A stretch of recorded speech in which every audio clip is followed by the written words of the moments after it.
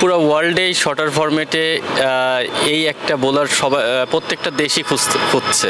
খুবই অনেস্ট, ও মাঠের পার্টটা কিন্তু খুবই কম ইনভলভ ছিল।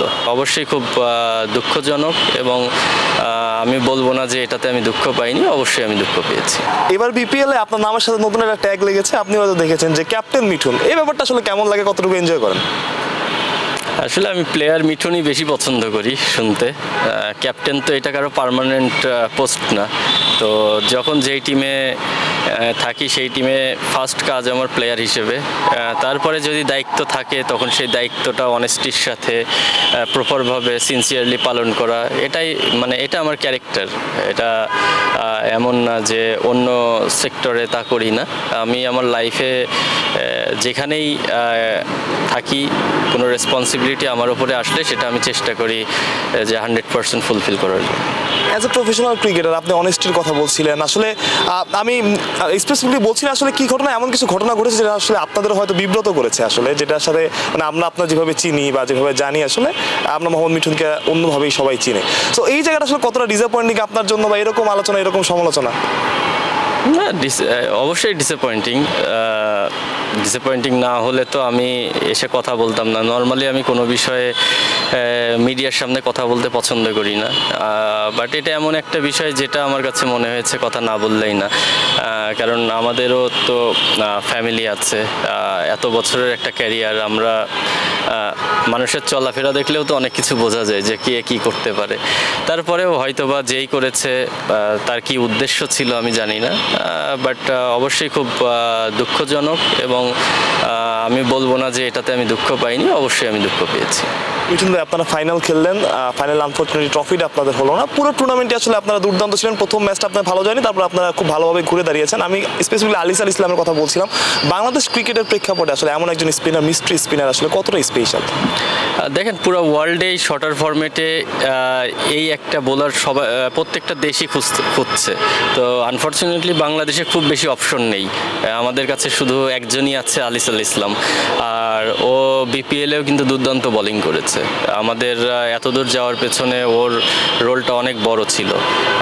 সেটা ফাইনাল ম্যাচে আরও আমরা বুঝতে পেরেছি যে হয়তোবা ফাইনাল ম্যাচে ও অ্যাভেলেবেল থাকলে হয়তোবা রেজাল্টটা অন্যরকম হতে পারতো। তো ওর মতন বোলার শুধু চিটং টিমই মিস করেনি। আমি মনে করি যে ও যদি ওর প্রপার সার্ভিসটা দিতে পারে, বাংলাদেশ টিমও অনেক উপকৃত হবে ওর দ্বারা। মিঠুন ভাই, কোথাও না কোথাও একটু আনলাকি মনে হয় কিনা আলিসকে, যে প্রথম যখন বিপিএল খেললো হ্যাটট্রিক করলো, তারপরে হারিয়ে গেল, ইনজুরি, তারপরে বোলিং অ্যাকশন। এবারে অনেকটা সেম, প্রথম বোলিং অ্যাকশন একটা ব্যাপার উঠলো, তারপরে আবার ইনজুরিতে ফাইনাল ম্যাচটা খেলা হলো না। ইনজুরি অবশ্যই তো আনলাকি। ইনজুরি আসলে কারো হাতে নাই, আর কোনো প্লেয়ার চায়ও না যে তার একটা প্লেয়ারের খারাপ সময় ভালো সময় যেতেই পারে, বাট কোনো প্লেয়ারের আমি শিওর যে কেউ চায় না যে সে ইনজুর্ড হয়ে মাঠের বাইরে থাকতে, কারণ এটা হচ্ছে সবচেয়ে কষ্টকর বিষয়। তো ওই দিক থেকে যদি চিন্তা করেন, ডেফিনেটলি কিছুটা হলেও আনলাকি, বাট যেই জিনিসটা ওর কন্ট্রোলে নেয়, আমার মনে হয় সেই জিনিসটা পরে না থেকে ওটার প্রপার ট্রিটমেন্ট করে ও যত তাড়াতাড়ি ক্রিকেটে ব্যাক করতে পারবে, সেটা ওর জন্যও ভালো, আমাদের দেশের ক্রিকেটের জন্যও ভালো। ভাই, আপনার টিমে শাহিদ আফ্রিদি ছিল, নিশ্চয়ই আপনি ক্যাপ্টেন, আপনার সাথে টুকটাক কথাবার্তা হয়েছে। আসলে কোন ক্রিকেটার আপনাকে বলেছে যে এই ক্রিকেটারটা খুব ভালো, বা তাকে ইমপ্রেস করতে পেরেছে? না, আসলে ওর টু বি অনেস্ট, ও মাঠের পার্টটা কিন্তু খুবই কম ইনভলভ ছিল। ও ডেফিনেটলি অনেক বড় নাম, আর ও এসে আদার্স যে জিনিসগুলো ছিল ওইগুলো অ্যাক্টিভিটি নিয়েই ও বেশি ছিল। মাঠের ক্রিকেটে ওর খুব বেশি ইনপুট ছিল না, বা ও আমাদের প্র্যাকটিস সেশনে এসে যে ওইটা ওর রোলও ছিল না, আমি বলবো না যে ও করেনি, ওইটা ওর রোলও ছিল না। ওর যেই কাজগুলো ছিল ও সেইগুলো নিয়েই ব্যস্ত ছিল। আর আমাদের ক্রিকেটের বিষয়টা মেইনলি কোচ ছিল, আমাদের টিমের প্লেয়াররা ছিল। যদি ক্রেডিট দিতে হয় তাহলে অবশ্যই ওরাই প্রাপ্য। মিঠুন ভাই, ফাইনালে হারলেন, খুব ভালো একটা টুর্নামেন্ট গেল।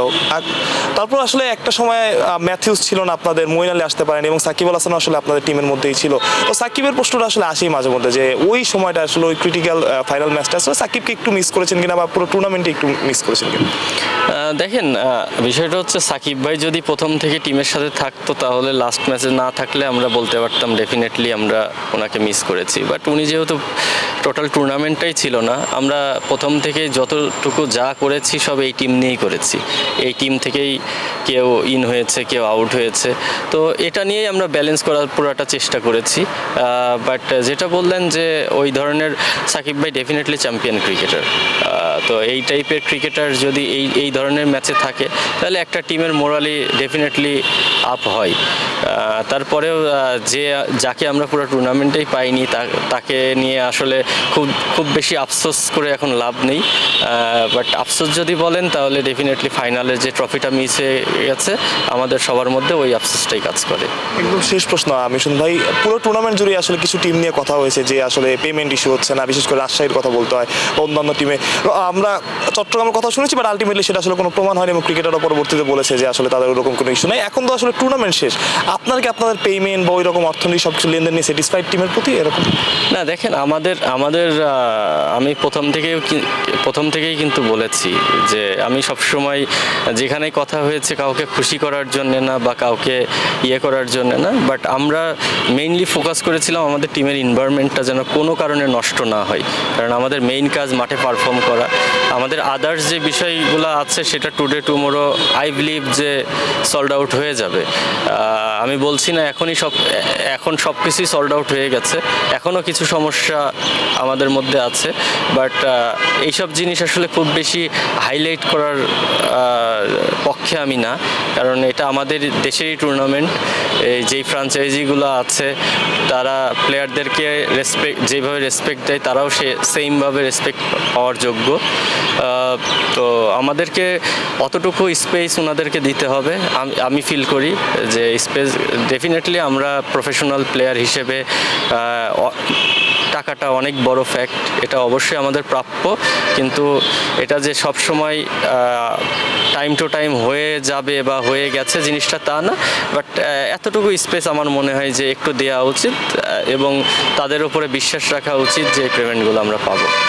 পুরো টুর্নামেন্টে শামীম পাটোয়ারিকে কেমন দেখলেন? অনেক ইনভলভমেন্ট ছিল তার এই সাকসেসের পেছনে আমার কাছে মনে হয়। না, শামীম তো অলওয়েজ বিশেষ করে টি20 ফরম্যাটে ও এক্সাইটিং প্লেয়ার। ওর খেলাগুলা ওর ভালো দিনে ওর খেলা দেখতে খুবই ভালো লাগে এবং খুব ইম্প্যাক্টফুল ইনিংস খেলে। তো শামীম অবশ্যই পুরো টুর্নামেন্টে খুবই ভালো করেছে। অ্যাট দ্য সেম টাইম আমাদের টিমের বাকি প্লেয়ারদেরকেও মেনশন করতে হবে, কারণ সবারই কন্ট্রিবিউশন ছিল। যে যেখান থেকে পেরেছে, যতটুকু পেরেছে সবাই কন্ট্রিবিউশন করেছে বলেই আমরা এইরকম একটা টিম নিয়ে ফাইনাল পর্যন্ত যেতে পেরেছি।